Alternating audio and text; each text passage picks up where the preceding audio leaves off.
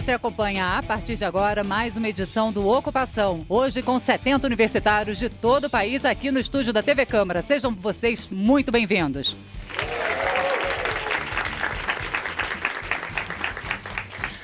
E no programa de hoje nós vamos discutir as eleições municipais de outubro. E por isso, excepcionalmente, não vamos contar com a presença de deputados. Os nossos convidados, que estão aqui para responder as perguntas desses jovens e também as questões de quem está em casa, são os cientistas políticos Lucas de Aragão e Márcio Coimbra. Obrigada a presença dos senhores aqui no programa. E esses jovens estão com a gente, são integrantes da turma de setembro do Estágio Visita, o programa da Câmara dos Deputados que permite que universitários de todas as regiões do Brasil possam passar uma semana aqui em Brasília, conhecendo de perto o funcionamento do Congresso. Vamos ver rapidamente o que eles registraram nos 2 primeiros dias.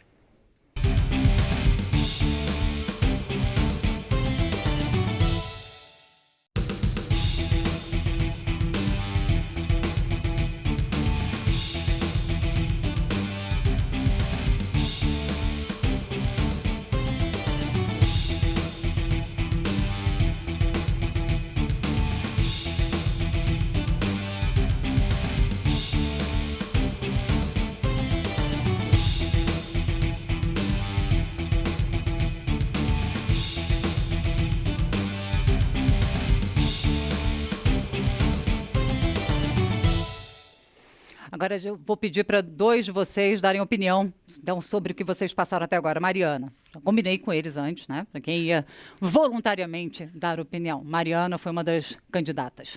Bom, nesses 2 primeiros dias, eu acho que a gente teve grandes oportunidades. Para mim, o que mais me chamou a atenção foram 2 momentos. A nossa mesa com deputados, onde a gente poderia escutar o que eles tinham para falar e fazer perguntas, questionamentos, enfim. Isso fez com que, ao meu ver, a gente sentisse eles mais acessíveis para a gente, entendeu? E o segundo ponto foi quando a gente teve a oportunidade de conhecer áreas do Legislativo, como eu que visitei o DECOM, e a gente pôde aprender mais um pouquinho sobre algumas áreas. Teve pessoal que visitou a área da comunicação também. E eu acho que é bem legal e eu acho que quem está em casa deveria dar uma pesquisada sobre essas divisões. Obrigada, Mariana. E para quem está em casa e se quiser acompanhar esse encontro que a Mariana está falando, a gente exibe aqui na TV Câmara, o direto das comissões, você acompanha na TV Câmara e também na internet. Leonardo, você também. Boa tarde. Como a colega Mariana acabou de falar, a gente teve umas experiências bem bacanas durante esses 2 dias. Eu acredito que o que mais marcou para a grande maioria foi a visita ao plenário, que a gente pôde conhecer, assistir pouco, lógico, não teve coro, mas a gente conseguiu ter um acesso aos deputados, conversar com deputados que a gente só via pela televisão, principalmente nós que somos bem distantes aqui do estado, aqui do Distrito Federal, né? Então, assim, podemos visitar, passar ali no local, nas cadeiras onde os deputados Você ficam. vem de que estado, Leonardo? Eu vim do estado do Mato Grosso. Mato Grosso. Então, assim, a gente tem um acesso diferente, né? Pelo fato, como a Mariana comentou, a gente vê eles muito distantes da gente, né? E lógico, eles são votados pela gente, né? Então, eles são nossos representantes aqui. Foi um fato bem bacana, as respostas que eles deram para a gente, as perguntas. A gente teve conversa com vários deputados lá.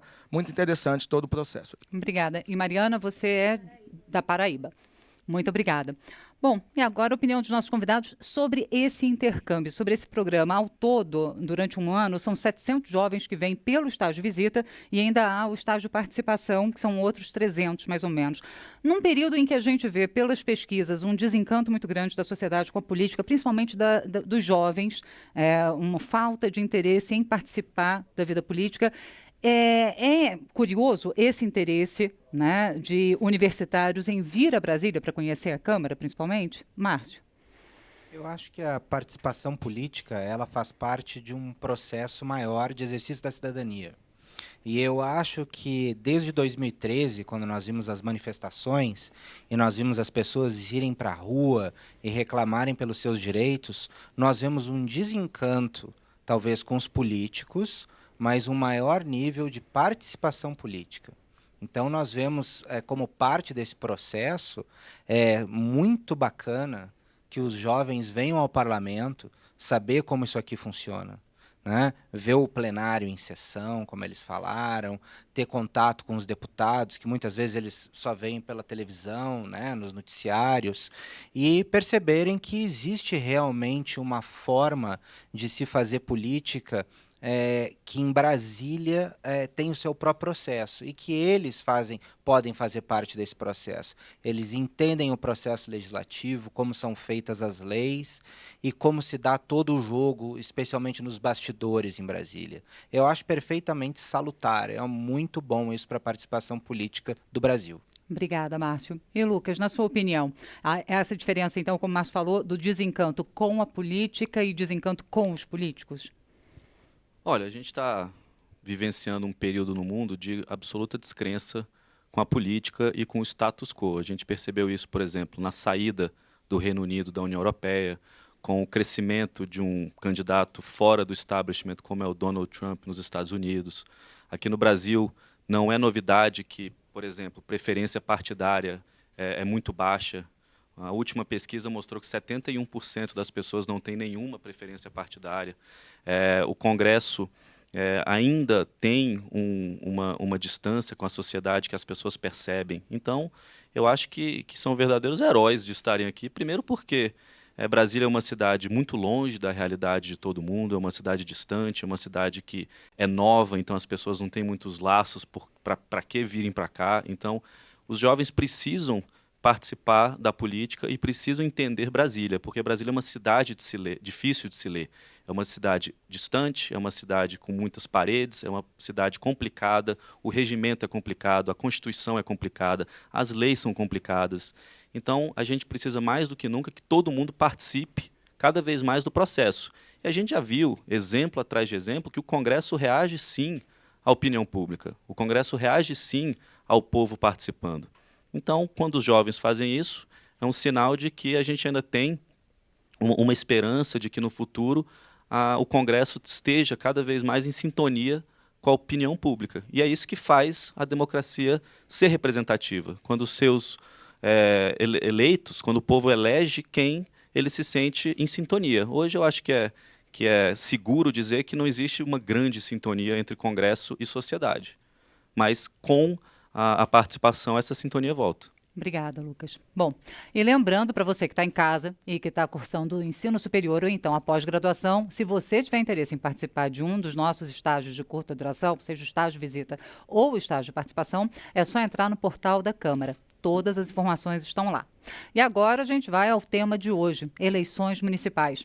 Só quem tem o domicílio eleitoral aqui no Distrito Federal, como eu e como uma das nossas estagiárias que está aqui, não tem compromisso marcado para o dia 2 de outubro, que é escolher os prefeitos, vice-prefeitos e vereadores em todo o país. Mas antes da gente dar início à discussão, vamos ver uma reportagem rápida sobre o assunto.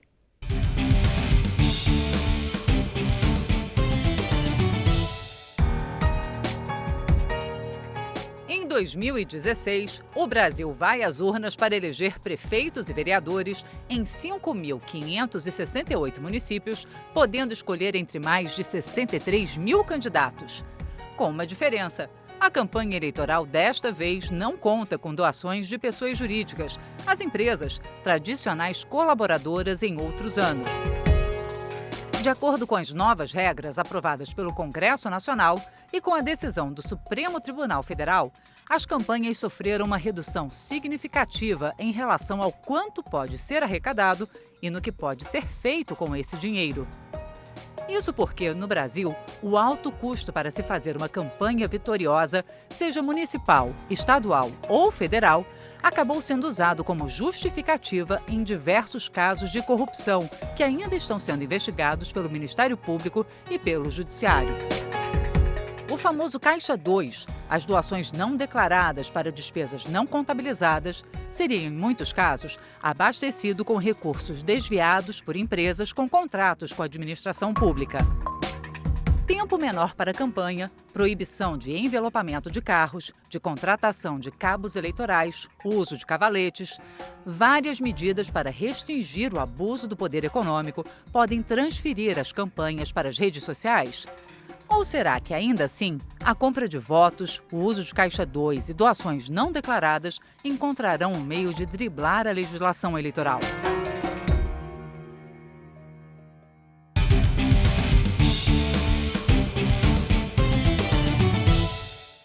Então, antes de passar a bola para os universitários, pedir para que vocês tentem responder essa pergunta que ficou no ar. A gente vai estar assistindo a campanha migrando para as redes sociais ou as velhas práticas continuam ainda driblando as novas regras? Márcio? Eu acredito que a gente ainda vai ter um pouco dessa driblagem, né, em algumas campanhas, porque foram mudanças pontuais que nós fizemos, né? Nós mexemos aí no tempo, na doação, mas existem outros pontos que precisariam ser mudados para você diminuir o custo de uma campanha e tornar o candidato e depois eleito mais próximo do eleitor, como, por exemplo, a adoção do voto distrital, né? Isso foram mudanças que não foram feitas, né? E nós já vemos um movimento aqui no Congresso, eles devem ter visto essa semana, já existe um movimento para voltar à doação empresarial, né? Então, quer dizer, o processo vai sempre se aprimorando, ele vai sempre melhorando. É bom a gente lembrar que lá em 89, na eleição do Collor, o que acabou levando ao seu impeachment, os fantasmas, eram uma forma de escamotear a doação para a campanha presidencial que não podia ter doação de empresa, só de pessoas. E aí surgiram os fantasmas. Né? E eles Aqueles estão voltando famosos agora fantasmas também, né? podem acabar voltando. Ou seja, o sistema sempre vai buscar alguma forma de fazer uma curva nesse sentido. Então, diminuir o custo da campanha, eu acho que é uma coisa essencial, é uma ação que se poderia fazer. Obrigada, Márcio. Lucas, na sua opinião? Olha, nós temos o custo por voto mais caro que nos Estados Unidos do que no Reino Unido, por exemplo. Quanto que se gasta para proporcionalmente conseguir um voto, seja com campanha, seja com televisão, seja com impressão gráfica? Nós somos mais caros que os Estados Unidos. Sendo que lá se paga, por exemplo, para televisão. Se paga para ter acesso às propagandas eleitorais. Aqui é de graça. O que lá é o mais caro, aqui é de graça. Ainda nós conseguimos ter campanhas mais caras que nos Estados Unidos. Então, a gente precisa achar algum modo de não deixar que o dinheiro tenha um papel tão importante na eleição quanto tem hoje em dia. A gente não pode ter campanhas bilionárias no Brasil, juntando as últimas 3 presidenciais, as 3 grandes, chegou perto de R$1 bilhão. É uma coisa extravagante demais. Isso fora a renúncia fiscal decorrente do claro. horário eleitoral gratuito, que só é gratuito para os candidatos, Exato. né? Para a sociedade ele Exato, custa. é gratuito para quem se beneficia dele, os partidos e os políticos. Então, eu ainda acho, concordo com o Márcio, que a gente ainda não está no caminho para ter uma eleição nova, completamente diferente das do passado. A gente ainda vai ter os mesmos vícios, só que talvez em proporções menores e talvez com saídas mais criativas. A questão das redes sociais. As redes sociais são importantes, mas ela é uma ferramenta, ela não é a solução. Se não souber usar, não adianta para nada. Então, nos Estados Unidos, as redes sociais tiveram um imenso poder para o Obama em 2008, para o Obama em 2012. Não está tendo nem grande efeito para o Trump, nem para Hillary agora. Por quê? Porque não souberam utilizar de maneira adequada. Então, a rede social é uma ferramenta de um bom candidato. A rede social na mão de um mau candidato não significa nada. Então, eu ainda acho que a gente vai ter uma eleição muito parecida com as anteriores, só que com uma diminuição muito, muito grande do financiamento, por conta, enfim, de todos os motivos, tanto regulatórios quanto econômicos, tanto até de medo, as empresas se recusando a doar, tanto legalmente. Então, a gente vai viver uma eleição ainda com as regras antigas e com as amarras antigas e os vícios antigos, mas ainda com mas por conta dessas variáveis, é um pouco menos extravagante. Obrigada, Lucas. E agora a gente vai dar início à parte que os jovens estão esperando. A gente vai passar para as perguntas da plateia. A gente fez um sorteio antes do programa começar para definir a ordem e a primeira a perguntar é a Rafaela de Jesus, que está aqui atrás de mim. Rafaela, do estado de onde você veio, qual é o curso que você faz e para quem você quer fazer a pergunta? Boa tarde, meu nome é Rafaela, vim de Goiás, Goiânia. Curso Direito na PUC. E a pergunta Não tem exatamente direção, pode ser para quem se dispor a responder. Diante do quadro das eleições municipais que a gente tem se deparado, igual no meu estado, é a minha maior experiência, onde é pautada, a propaganda eleitoral é pautada em em causas de grande comoção social, como segurança pública, moradia, e que não são atribuições diretamente, no caso dos prefeitos, né? Eu queria saber se vocês concordam com uma frase famosa do Leandro Carnal, que cada povo tem o governo que merece. Olha, eu acho que a frase, enfim, é uma frase famosa, mas eu acho que não explica esse problema. O que eu acho que a gente tem é um eleitorado que desconhece as regras, é um eleitorado que não se prontifica a entender as regras, então ele é facilmente manipulado e facilmente transformado em massa de manobra. Se você é um candidato, hoje a eleição é um produto, o eleitor é o consumidor e o candidato é um produto. Você tem que se vender. Não adianta você tentar se vender com argumentos complexos que o seu consumidor não entende. Você tem que se vender com argumentos fáceis de entender e que ele se identifique. Então, por isso que a gente sempre cai na tentação de falar, a gente, eu digo, o mundo político, e todos nós temos que nos incluir nisso. Fazer uma autoavaliação. A gente critica, mas será que a gente faz tudo que a gente poderia estar fazendo? A gente entende todas as regras, a gente sabe a atribuição da Câmara dos Vereadores, a gente entende a atribuição de um governador do DF, que é a lei orgânica, se perguntar aqui no DF o que é. As pessoas têm que saber que, para não virarem massa de manobras, precisam entender as regras. Esse é o ponto principal. Isso acontece através de um público mais escolarizado, um público mais educado. Então, eu acho que é um resultado natural, isso que você disse no seu estado, de um ambiente onde o público, o consumidor, o eleitor, tem pouco conhecimento das regras e, por conta disso, o candidato se vende do jeito mais fácil. Obrigada, Lucas. Márcio, você concorda? Concordo, eu concordo. Eu acho que o Lucas tocou exatamente no ponto. Eu acho que as pessoas não têm hoje um conhecimento das regras, não têm um conhecimento da legislação e nem do funcionamento. Então, por isso que iniciativas como essa, de vocês virem aqui a Brasília, elas são muito importantes. Porque vocês são polos irradiadores do que vocês aprenderam aqui. Então, o que vocês viram aqui, vocês irradiam dentro da comunidade de vocês, dentro das cidades da onde vocês estão, e isso pode ajudar a criar, dentro da massa de que está em cada um desses municípios, uma maior conscientização sobre como funcionam as leis, até onde vai o poder dos políticos, até onde vai o poder em cada esfera, municipal, federal, estadual. As pessoas precisam entender isso para fazer as escolhas corretas. E hoje nós não vemos isso. As pessoas buscam soluções fáceis, né, e buscam o discurso fácil. Eu já trabalhei em muitas eleições e a gente sabe, quando a gente olha as pesquisas Qualy, a gente sabe exatamente aquilo que dizer para subir nas pesquisas, né? Então, isso, na realidade, é uma leitura do eleitor, de toda a gama de pessoas que vai se dirigir até a urna.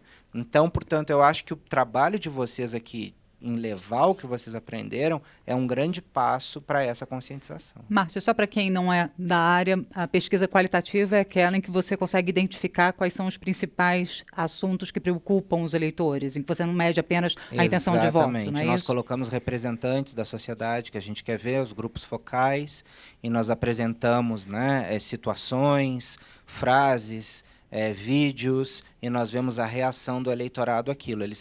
Eles mostram eles são uma amostragem do total do eleitorado. E, baseado naquilo ali, nós sabemos a narrativa que nós vamos usar numa campanha. Obrigada, então. E a próxima pergunta é do Edson Mota. Boa tarde. A pergunta é para Márcio. Eu sou lá de Recife e lá na capital pernambucana a disputa esse ano está sendo bem polarizada entre o atual prefeito e um ex-prefeito. A pergunta que eu tenho para fazer é, dessa reforma política que aconteceu no ano passado, ela não favorece ainda mais é quem já está no poder ou quem tem um capital financeiro maior. E, no caso, os novos nomes que podem aparecer, eles não ficam mais prejudicados com essa nova reforma? Meu amigo, você foi num ponto muito importante, é a renovação na política. Se você olhar hoje o Brasil não vê renovação na política. E com esse movimento que o Lucas lembrou muito bem aqui no começo, que são esses outsiders, que são pessoas que vêm fora do espectro político e acabam caindo de paraquedas dentro da política, como é o caso do Trump, e isso acontece muito em função da rejeição que as pessoas estão tendo pela política, de um modo geral, isso agrava a situação. Mas o nosso sistema eleitoral, ele não ajuda à renovação, né? Ele não ajuda que novos nomes apareçam. A gente chegou ao ponto agora que os novos nomes estão aparecendo porque os antigos estão na cadeia, né? Agora, a gente precisa de uma renovação positiva, ou seja, nós precisamos que novos nomes apareçam. Como é que a gente faz isso? A gente pode olhar para a experiência externa, como é que acontece, como o Lucas lembrou aqui em Inglaterra, Estados Unidos, que possuem um sistema distrital, ou na Alemanha, que possuem um sistema distrital misto, ou na Espanha, que possuem um sistema de voto em lista, onde você vota no partido e o próprio partido vai fazendo a renovação daquela própria lista, subindo a própria juventude do partido depois. Eu vi isso acontecer em todos esses países. Então, o Brasil tem um mecanismo que engessa, porque a campanha é muito cara. Então, se você não faz parte, né, da operação da política, fica muito difícil de você penetrar nesse mundo. Obrigada, Márcio. Eu vou passar agora para a Tainá, porque a gente tem 11 aqui na fila para fazer pergunta. Vou tentar acelerar um pouco, então, com um respondendo de cada vez. Vamos, Tainá. Meu nome é Tainá, tenho 22 anos e sou do Rio de Janeiro. E lá no Rio de Janeiro é uma situação bem... não é complicada, né? Mas é bem peculiar, porque temos, de certa forma, o candidato indicado do atual governo, e também temos candidatos novos e outros nem tão novos assim. Porém, uma coisa que a gente estava até discutindo sobre isso, é que sim, a gente requer uma renovação na política, coisas novas e tal, mas 2 pontos. Um, eu acho que, de certa forma, toda essa coisa que aparece, às vezes, intencionalmente na imprensa, ou o que for, de certa forma, afastam mais as pessoas da política. Não que não tenha que aparecer, mas eu acho que, de certa forma, as pessoas se afastam mais em vez de querer se aproximar. E também um outro ponto é que, de certa forma, ainda que tenha uma continuidade, eu acho que uma continuidade de renovação, a gente está falando que existem legados, né? Todo prefeito, todo governo deixa um legado na cidade. E o governo que assume, não sendo do mesmo partido, ou não sendo a mesma pessoa reeleita, aquele legado não tem mais continuidade. E eu queria saber o que você acha sobre isso, sobre uma pessoa, ainda que haja renovação na política, nas eleições, sobre os legados, as continuidades dos legados que não tem, e acaba que é uma pessoa nova, mas acaba no mesmo. Passar para o Lucas, então, como é que a gente faz para conciliar isso? A necessidade de renovação, mas, ao mesmo tempo, essa questão da continuidade, a tendência que há de quem entra interrompe o que estava sendo feito para colocar a marca. Então, é isso, né, Tainá? A pessoa acaba mudando o plano de governo apenas porque não é da mesma linha partidária. Olha, eu costumo dizer que o Brasil é um país muito pragmático na eleição dos seus líderes. A gente elegeu um PhD em Sorbonne e 4 anos depois elegemos um líder sindical. Isso mostra uma maturidade do país em seus anseios por resultados. Eu não acho que o Brasil seja um país que seja muito ligado em ideologia. Nós queremos resultados. Se um candidato, seja ele de direita ou de esquerda, estudado ou não, PhD ou não, se ele entra num vácuo e consegue convencer o eleitor de que resultados podem ser atingidos com ele, o eleitor pode dar uma chance a ele sim. Então, com isso, eu acho que abre uma oportunidade para os presidentes, para os parlamentares, para os prefeitos, enfim, serem pragmáticos e manterem legados que eles acham que sejam interessantes para aquele momento ou não. Por exemplo, o Fernando Henrique fez uma boa dose de confiança com a lei de responsabilidade fiscal, meta de inflação. O que é que o Lula fez? O Lula entrou e aprimorou com outras questões fiscais. Manteve um presidente do Banco Central fiscalmente responsável. Depois teve um ministro da Fazenda, o Palocci, fiscalmente responsável. Então, os políticos, de maneira pragmática, mantêm os legados que são eleitoralmente e pragmaticamente positivos para eles. Agora, a gente entra em outro problema. Como no Brasil a gente não tem partidos fortes, como no Brasil nós não temos ideologia, cada um por si, então isso reforça a tese de que é preciso fazer tudo em 4 anos, em 8 anos, porque é a chance que tem. Não se pensa no legado, não se pensa no futuro de gerações, se pensa na renovação do seu mandato. Então, eu acho que a questão do legado, eu sou muito pragmático nesse ponto. O brasileiro é um povo pragmático e legados são mantidos à medida que são vistos como positivos dentro daquele grupo político. Se não, não. E a questão da renovação faz parte. O brasileiro é muito apegado ao que tem, e os políticos também. Márcio, você quer complementar? Não, eu acho que exatamente é isso mesmo. Beleza, então vamos passar para Joyce Cristine, que está lá no fundo. Boa tarde. Eu sou Joyce, sou do Ceará e tenho 19 anos. Frequentemente vem uma dúvida na minha cabeça: por que os candidatos não são divididos os votos em legislativos e executivos? Por exemplo, uma candidatura ter o voto para senador, deputados e vereadores, e outra, e depois de 2 anos, se tem uma candidatura para prefeito, governador e presidente. Eu queria saber por qual o ponto positivo e negativo desse meu pensamento. Ou seja, a alternância das eleições, em vez de ser pelas esferas municipal, e estadual e federal numa e municipal na outra, fazer por poder. Márcio? Olha, eu acredito... eu morei muito tempo nos Estados Unidos. E nos Estados Unidos a gente sempre tinha eleições. Assim, todo ano, 2 vezes por ano. Se fosse para decidir alguma questão local, às vezes era para decidir um conselho local, aí depois era para governador, todas as eleições desencontradas. Juiz, promotor, né? Lá você elege todas essas pessoas. Não existe concurso público aqui, como no Brasil, para juiz, promotor, esse tipo de coisa. E isso gera uma maturidade institucional ao longo do tempo. Nós não vamos poder querer resultados imediatos. Ao longo do tempo, a gente vai aí praticamente uma geração com as pessoas votando todos os anos. Eu só ia complementar que, assim, nos Estados Unidos as eleições não são feriado, né? E o voto é facultativo. E o voto é facultativo, é por isso, exatamente. porque uma coisa que se coloca aqui é que para fazer um processo eleitoral tem um custo alto e o voto é obrigatório. Não, então, nos Estados Unidos é durante a semana e não se para o país, é esse o meu ponto, né? Porque aqui o país para por causa disso, exatamente. Para que as eleições sejam feitas. Então, e lá as eleições também são estadualizadas, né? Ou seja, cada estado que é responsável pela eleição, mesmo se ela é uma eleição para presidente. Você já viu, fulano de tal ganhou na Flórida, fulano de tal ganhou no Colorado, em Nova York, ou o sistema de votação em cada estado é diferente, porque o sistema é descentralizado. Né?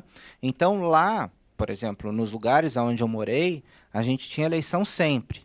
Então, voltando ao raciocínio, a ideia é que, ao longo do tempo, você cria uma maior maturidade institucional, entendendo que eleição é uma coisa normal. Ela acontece sempre, né? Ela está ali periodicamente, todo ano, e você escolhe os seus representantes.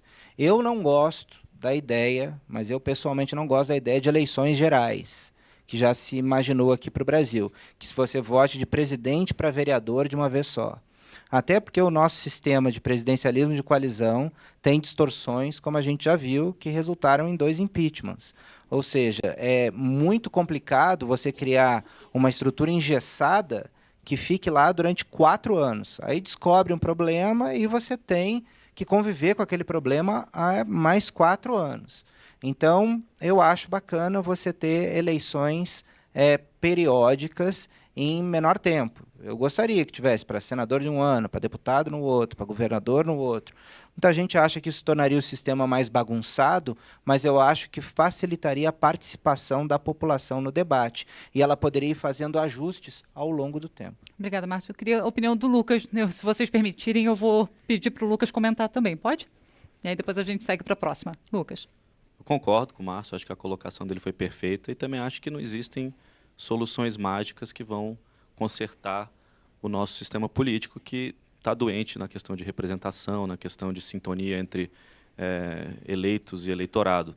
Não acho que alternando eleição ou fazendo uma eleição junto com outras pode dar a solução, ser a solução para os nossos problemas. O que eu acho que a gente tem que discutir é como ter eleições mais próximas entre o eleitor e o eleitorado. Hoje não existe essa proximidade. A gente tem que discutir maneiras de fortalecer os nossos partidos, maneiras de fortalecer o formato de aproximação entre eleitor e eleitorado. A gente tem que discutir formatos de discussões de políticas públicas. Hoje, Brasília virou uma ilha que chega ao olho do eleitor de vez em quando acontece algum problema de tamanho nuclear, um impeachment, uma votação que afeta o país todo. Então, aí o país desperta.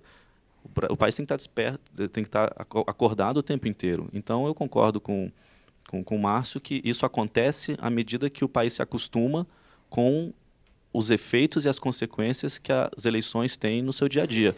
Ele foi perfeito na colocação dos juízes. Lá nos Estados Unidos, você vota para os problemas que estão na sua porta. Você vai votar para quem vai julgar o seu probleminha no seu condado. Então, aquilo ali cria uma proximidade entre público e privado, cria um senso de dever cívico, cria, principalmente, um senso de que as pessoas têm direito a serviço público. No Brasil não existe um senso que nós temos direito a serviços públicos. Aqui a gente, eu até brinco com os estrangeiros, aqui o brasileiro se sente cidadão quando ele não depende mais do serviço público. Quando ele chega ao ponto que ele está profissionalmente bem o suficiente para conseguir pagar por uma escola privada, por um plano de saúde e anda de carro porque não precisa andar do transporte público, ele se sente realizado. Quando não deveria ser assim. Deveria ser ao contrário. Quando ele se sente realizado como cidadão, deveria ser o dia que ele anda de metrô, quando ele consegue colocar o filho numa escola pública decente, quando ele tem uma saúde adequada. Então, a gente precisa aproximar essa visão de que o eleito, ele é nosso, eleito por nós. Então, a gente tem dever de nos aproximar e de cobrar. Obrigada, Lucas. Bom, agora é o Jackson Flávio, que está aqui atrás de mim. Boa tarde, gente. Sou Jackson Flávio, sou de Minas Gerais, Belo Horizonte, faço Direito na UFMG. A minha pergunta vai no seguinte: o Brasil hoje tem, como vocês disseram, uma rejeição partidária histórica.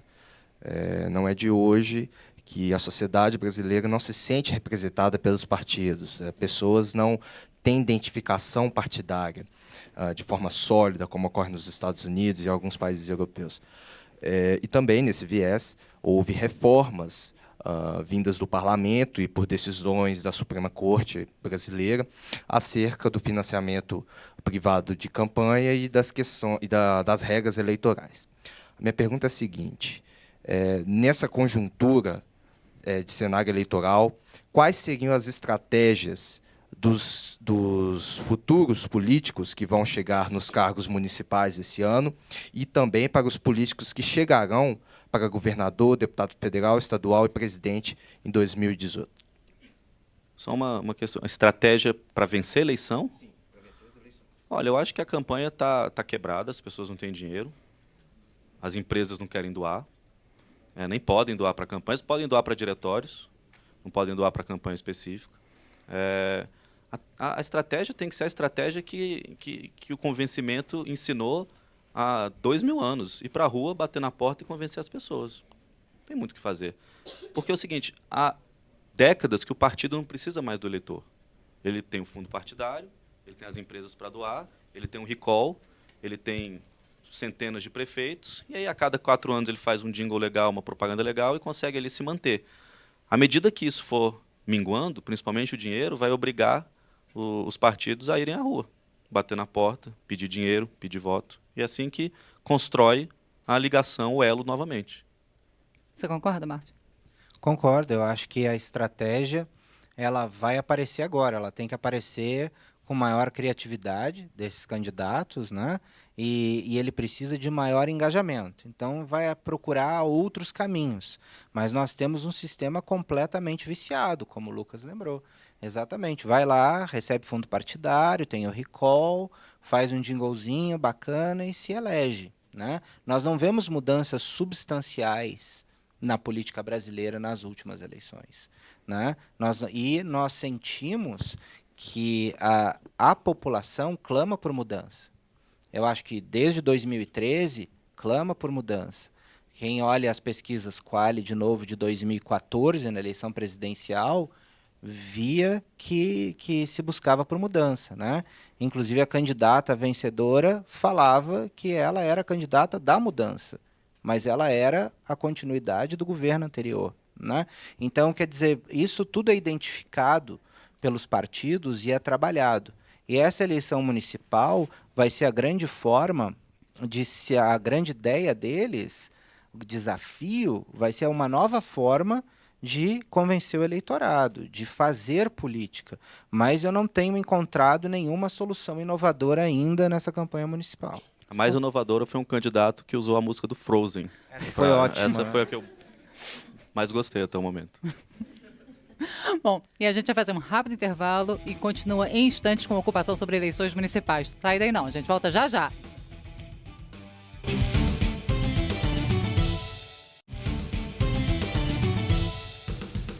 Estamos de volta com Ocupação, hoje com uma edição especial, sem deputados, mas com 2 cientistas políticos para responder as perguntas dos 70 universitários do estágio Visita.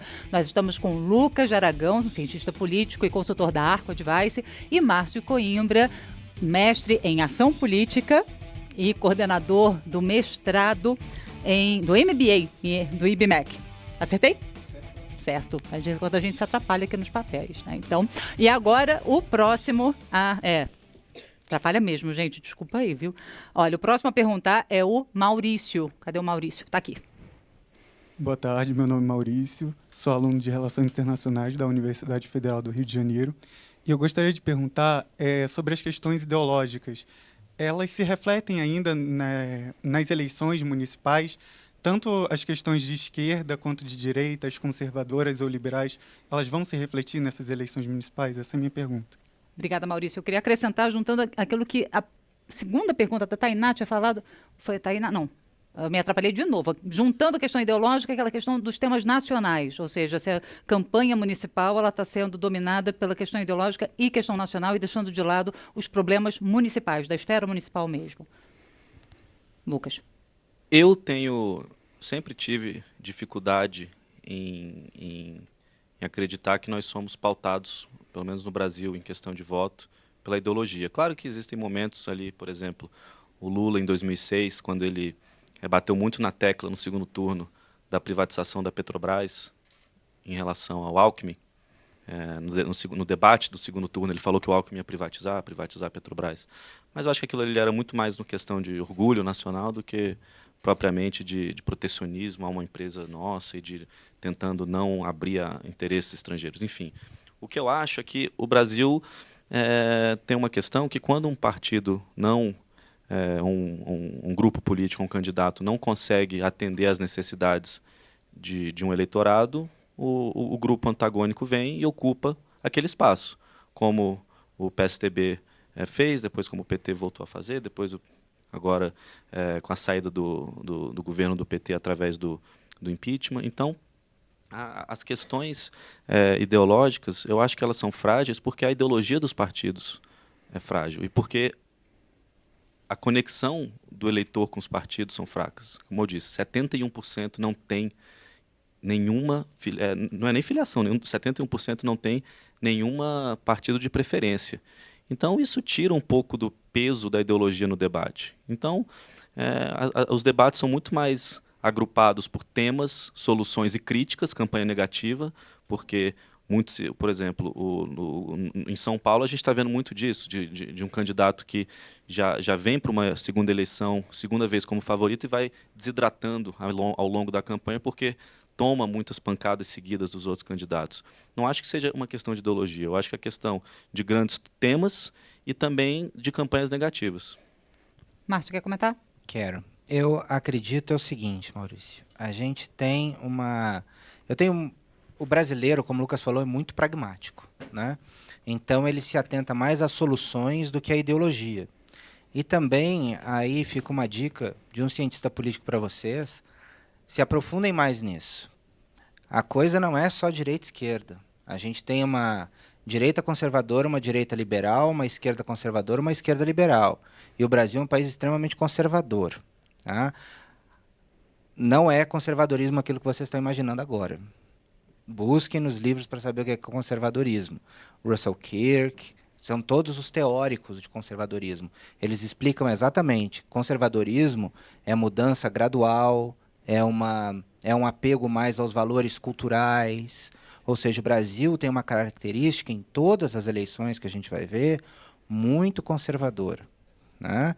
Tanto de direita quanto de esquerda. Quando a gente está vendo uma guinada do eleitorado agora, a gente não está vendo uma guinada da esquerda para a direita, com a desilusão em relação a um partido agora que acabou de deixar o poder e indo para um outro lado.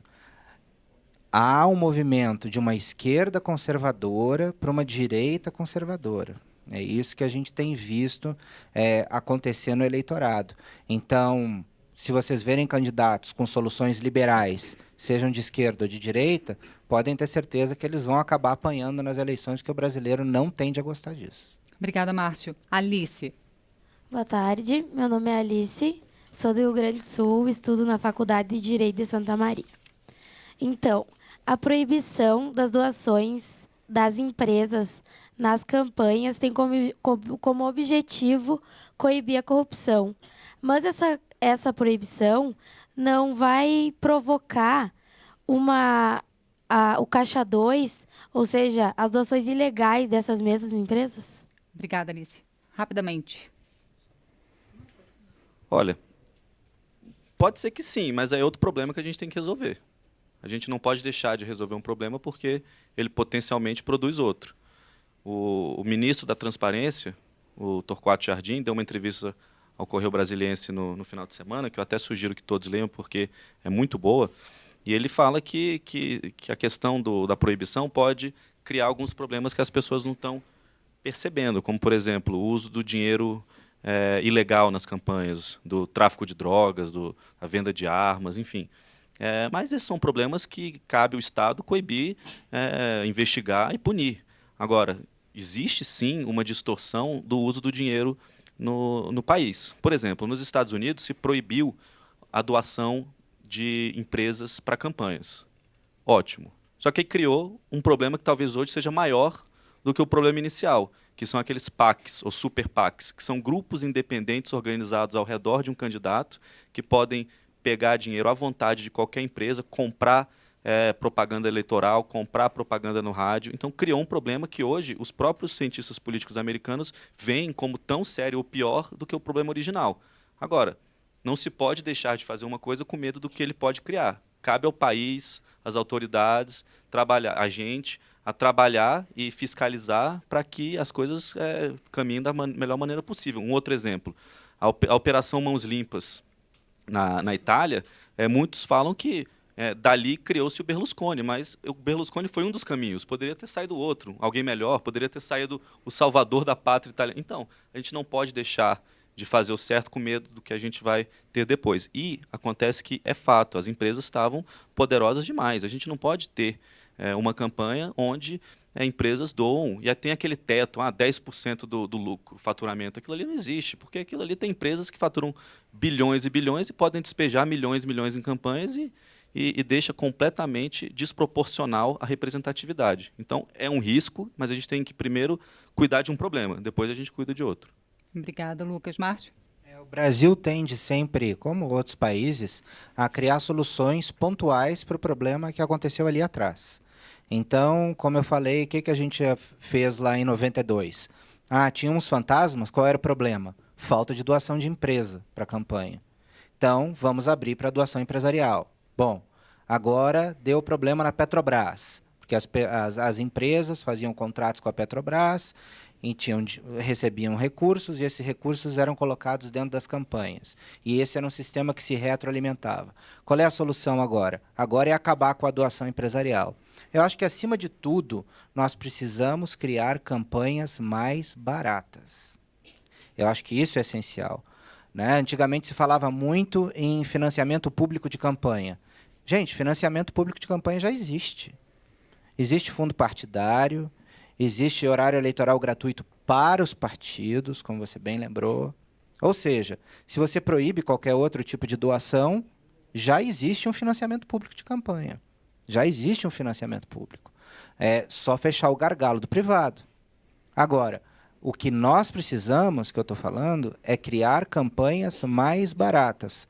Como é que nós criamos campanhas mais baratas? No seu estado, que é o Rio Grande do Sul, que é o mesmo meu. Você divide lá em 35 distritos e cada distrito tem uma eleição majoritária para eleger o seu deputado.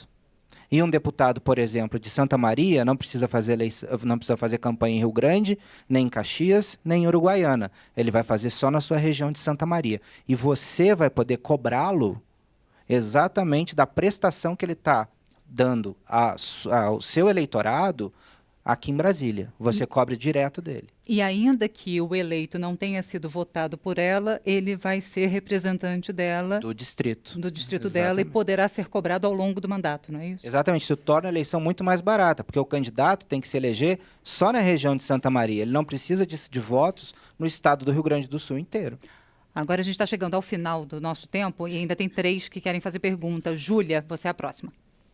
Boa tarde. Eu queria saber, porque na minha cidade eu notei que muitas das novas regras... Sua cidade que é? Florianópolis. Muitas das novas regras não estão sendo cumpridas da campanha eleitoral, como, por exemplo, o envelopamento de carros. Eu gostaria de saber quais são as possíveis consequências para os candidatos que estão descumprindo essas regras. Olha, primeiro tem que ter a denúncia, né? E aí depende do julgamento do candidato. Pode ser uma multa, até potencialmente a eliminação daquele candidato da eleição. Pode ser candidatura impugnada, né? Pode ser. Depende do tamanho, da gravidade, do número de denúncias, do efeito que teve na campanha, mas tudo é resolvido dentro da Corte Eleitoral, que decide se aquele delito eleitoral é passível de qual tipo de punição. Mas depende também do eleitor atento denunciar, porque a Corte Eleitoral não está na rua. Nós estamos. Larissa. Boa tarde, eu me chamo Larissa, eu venho de São Luís do Maranhão e curso Direito. A minha pergunta, que a gente já falou várias vezes aqui sobre renovação na política, é sobre a questão da diminuição do horário eleitoral. Vocês não acreditam que isso vai prejudicar justamente essa oxigenação na política, já que quem está com a máquina estatal na mão é quem tende a ter maior conhecimento do eleitorado? Porque os novatos, infelizmente, não poderão se expressar através da TV da mesma forma que se expressavam antigamente. Então, vocês não acreditam que isso vai restringir um pouco essa oxigenação política? Eu acho que a gente sempre precisa abrir o sistema, né? Você vem de um estado que é o Maranhão, que tem um problema de renovação política absurdo, né? Durante décadas, né? Então, eu acredito que a gente precisa aproximar o eleitor, né? Dos candidatos. Eu acho isso o mais importante. Mas eu acredito que a gente deve tirar o Estado dessa equação. Eu acho que, tirando o Estado da equação, a gente sempre vai ter ações mais efetivas de tornar essa relação mais direta. O Estado hoje, por exemplo, com horário eleitoral gratuito, com fundo partidário. O que a gente precisa fazer aqui em Brasília, né, e isso vocês podem cobrar dos representantes de vocês, é efetivamente uma reforma política. Né? Nós passamos aqui em Brasília alguns pontos, mas reforma política que é bom não foi feito. E todos os políticos falam isso para vocês, nas campanhas pelo menos. Né? A reforma política é a mãe de todas as reformas. Enquanto essa reforma não andar, nós não vamos conseguir fazer que o sistema se oxigene para as outras reformas que nós precisamos. Beleza, a gente chegou ao fim da lista de inscrições e agora a gente chegou ao período extra, então. Bônus, Leonardo e a moça que está lá no final, Carol. Aí lá, os dois fazendo um seguido do outro e aí as últimas considerações. Bora, Léo. Boa tarde, como eu falei, sou do Mato Grosso, São José dos Quatro Marcos, faço Direito na Faculdade Católica Rainha da Paz. Seguinte, a gente percebe que os políticos hoje eles tendem a fazer com que a cidade gire em torno ali da sua política, porém, falando mal do outro candidato. Eu acho que eles veem muito bater no outro candidato, como vocês falaram, de uma forma geral. Será que isso não prejudica ele próprio na política? Agora, Carol. Boa tarde a todos. Eu sou Caroline Saboia, graduando em Administração Pública pelo ENF, no interior do Rio de Janeiro. E vou direcionar minha pergunta para o cientista político Lucas, que comentou no começo do programa e respondendo a pergunta do Maurício acerca de um estudo em que mais de 70% das pessoas não têm identificação com partido. Gostaria de saber para a ciência política qual a importância dessa relação entre eleitor e partido e se essa relação deveria ser maior que a relação existente entre eleitor e candidato. Obrigada. Então, vou pedir para o Lucas responder a pergunta da Carol e para o Márcio responder a pergunta do Leonardo sobre a questão da campanha, em vez de propositiva, essa campanha de ataque ao outro candidato. Começando pelo Lucas. Carol, a gente não pode ter uma visão de que partido é problema, apesar de todas as notícias que a gente vê, tudo que acontece no jornal, a gente vê muitos partidos trabalhando de forma... Muitos partidos, não estou falando um nem outro, muitos partidos trabalhando de forma sistemática em torno de assuntos fisiológicos e corporativistas.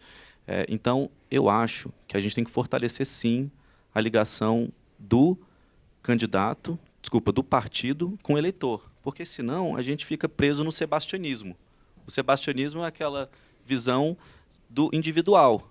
Então, a gente não vota numa ideia, a gente não vota numa ideologia, mas a gente tem recall com aquela pessoa, a gente gosta daquela pessoa e vota. Por isso que a gente tem um mar de ex-BBB em algumas câmaras de vereadores, subcelebridades.